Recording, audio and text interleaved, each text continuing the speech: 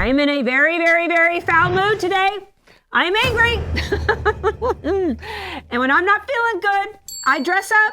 So if you see me dressed up and it's not a special holiday or it's not my birthday, well, look out, because if you poke the bear, I might just bite you. So the reason why I am so upset is because I've been working my tail off on this off-market property that we had an agreement on, and we're in escrow under contract, and the lender requested 2 appraisals on the property. And why would a lender request 2 appraisals on a property? The reason why is because these lenders realize that the whole appraisal system's a bunch of poo-poo and it's not accurate.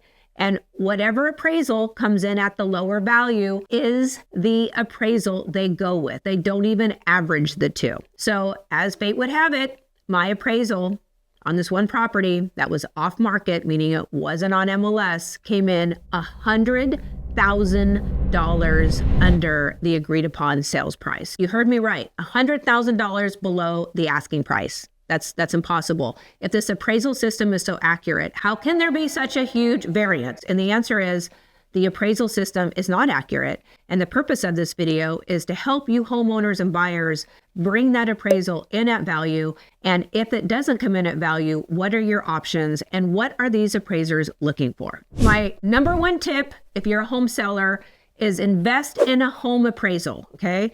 Do your investigations. Find an appraiser that knows the area, lives in the area, uses similar, we'll just say amenities, and understands the comps. If you don't, then you could potentially be at the mercy of the buyer's appraiser, who may or may not understand or be able to decipher the comps. So there's 3 benefits of investing in an appraisal on your property as a homeowner. Number 1, you as a homeowner know what market value is, okay? That's a really important thing.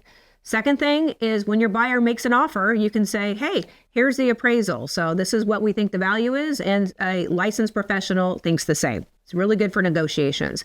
And the third reason why it's a good idea to invest in appraisal is because when your buyer's appraiser comes to the property, you just show them the appraisal and say, hey, I had my own appraisal done to establish market value, and this is what their findings are. I'm sure you'll agree. And more than likely, I've never ever had an issue coming in at value when an appraisal is actually provided to the buyer's appraisal. It makes it so much smoother for everybody involved. So some of you may be asking, well, Audra, if it works, then why did your property come in $100,000 below the agreed upon sales price? That's a great question.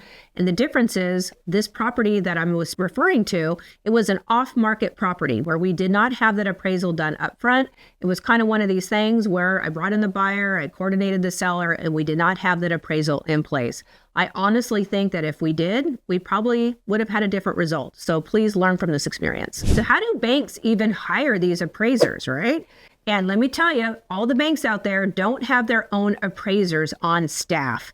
So the government created very strict regulations, and they want a middleman in there to manage the values or the estimated values of these appraisers by implementing what's called an appraisal management company, so that it's a non-biased opinion. They don't want the banks to have influence over the appraisers to come and bring the value in at whatever the bank wants them to bring them in. So way back in the day, the banks would put pressure, well, hypothetically, put pressure on these appraisers to bring in the values higher so that the buyer already had immediate equity into their properties. And so they were required to put less down, and it was easier for the qualification purposes. So there are millions and millions of AMCs, that's appraisal management companies, who hire the appraisers, okay? So the bank will make a request to these AMCs. The AMCs would then select an appraiser and send the appraiser out on the bank's behalf. Hope you followed that. Now, where it gets, in my opinion, a little shady is that these AMCs, these appraisal management companies, will send out an email or there's some online portal and say, hey, we have a request for one of you to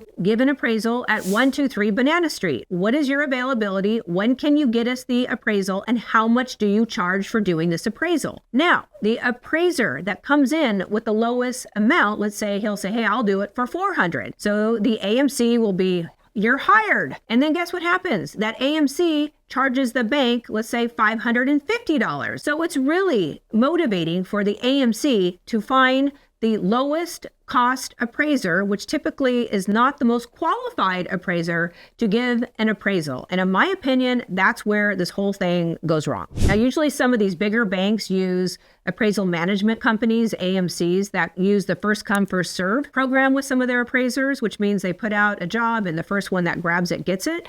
But a lot of these AMCs out there are doing that. Hey, how much are you going to charge? And they will pick that lower price. And usually if it's a lower price, one would assume that it's probably not an appraiser that is as qualified as someone that would charge something higher. Just the way it works, folks. I hate to tell you. So a lot of you have reached out and said, well, can I just order my own appraisal and give it to the bank? And the answer is no.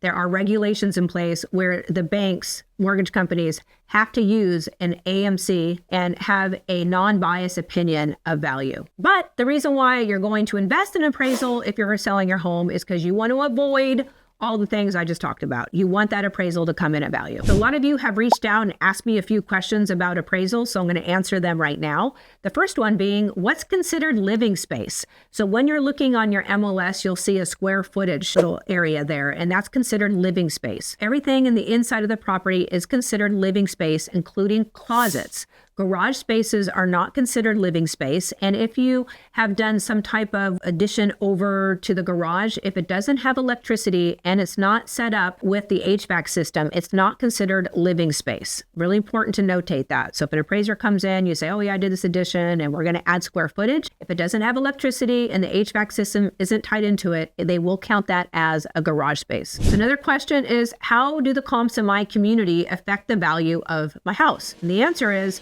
a lot. Like a lot, okay? So you need to be able to justify to the appraiser the value of your property. Where most homes get into trouble when they don't come in at value is there's not a bracketing comp.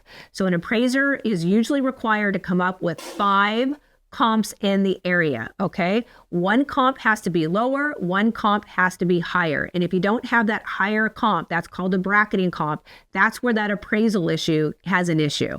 So usually appraisers like to go back only 6 months, maybe 8 months, and it's a stretch if they have to go back a year. And the first 3 slots of an appraisal, so if you go look at that appraisal form, there's 5 slots. The first 3 slots are properties that have the biggest weighted value when the appraiser is calculating the value.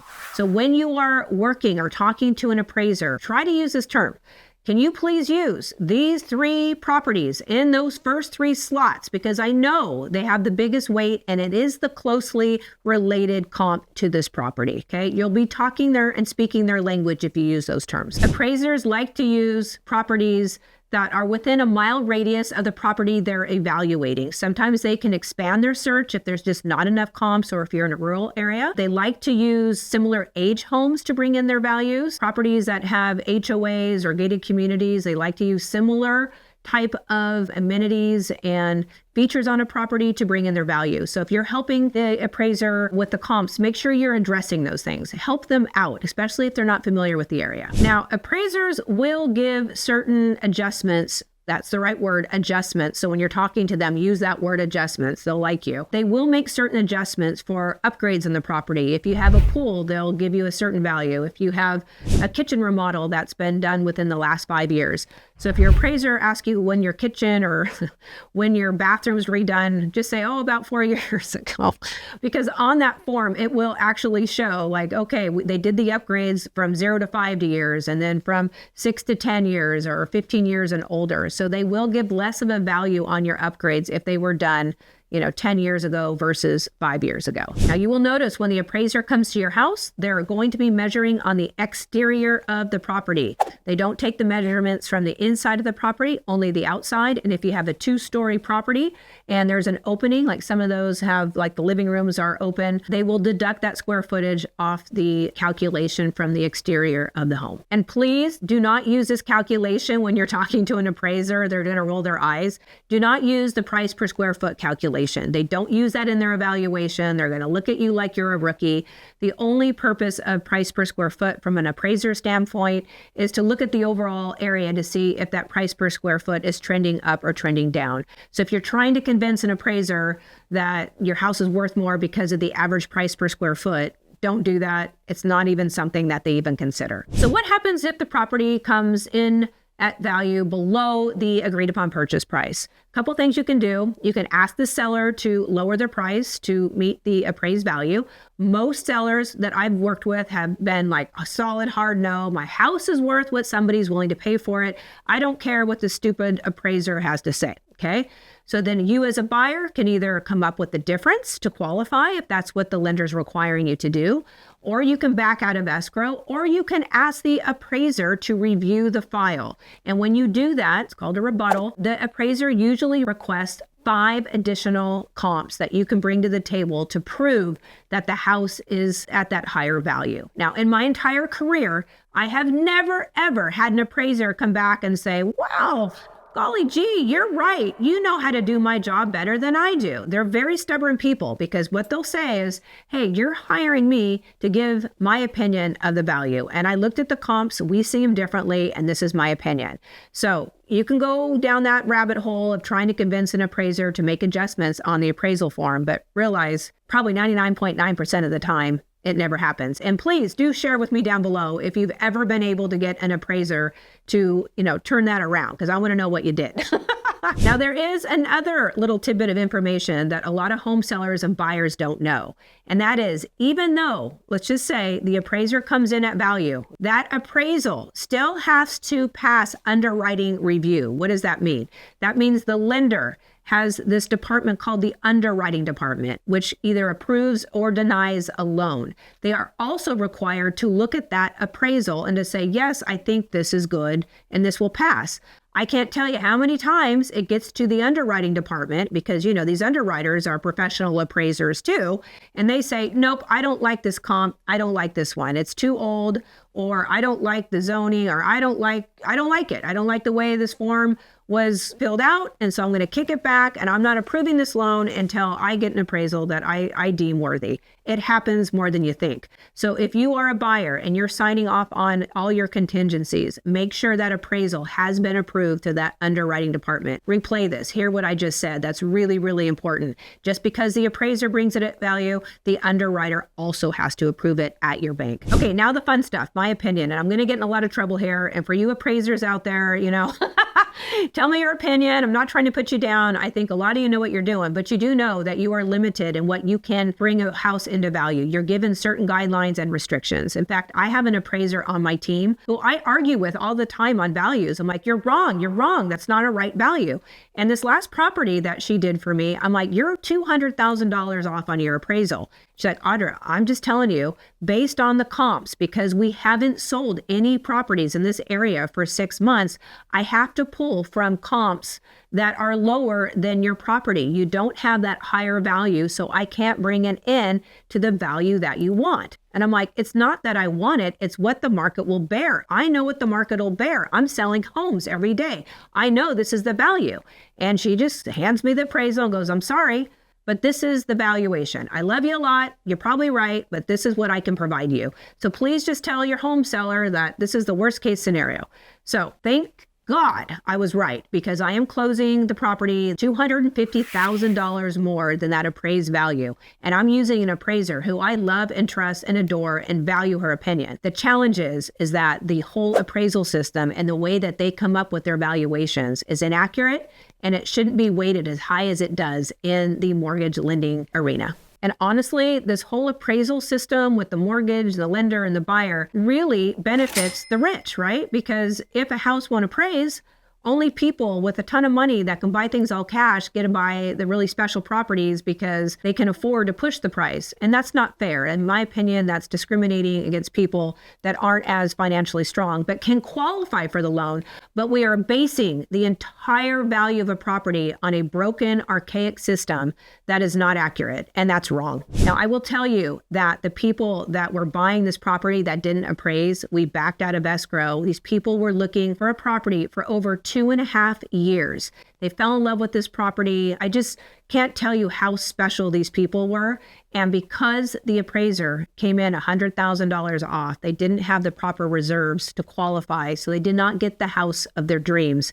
And the seller was not willing to reduce their price $100,000. And rightly so. The house isn't worth $100,000 less. So this is a huge disservice, in my opinion, in this industry. And I think there should be larger parameters, meaning that if an appraisal doesn't come in, that there should be like, I don't know, the buyer's putting down 20%, there should be a 20% flex on the appraisal. Or if they're going to order more than one appraisal, it should be an average of the two, not the one that's lower. Because I think everybody can agree, even the appraisers out there can agree that, yeah, this is kind of a broken system. We were taught to do it a certain way, and there are some limitations in the process. For those of you who are buying or selling a home, down below in the description box, I have some checklists for you, staging checklists, home inspection checklists that I think you'll get a great deal of value. If you got value out of this video, please smash this like button and subscribe to my channel. I'd be forever grateful. And hopefully the next time you're watching my video, I'm not so dressed up and I'm not so angry at the world. I just really hate when things are not right, when there's injustice in the world. And I really think this is one area that is. All right, have a good one. I'll see you in the next one.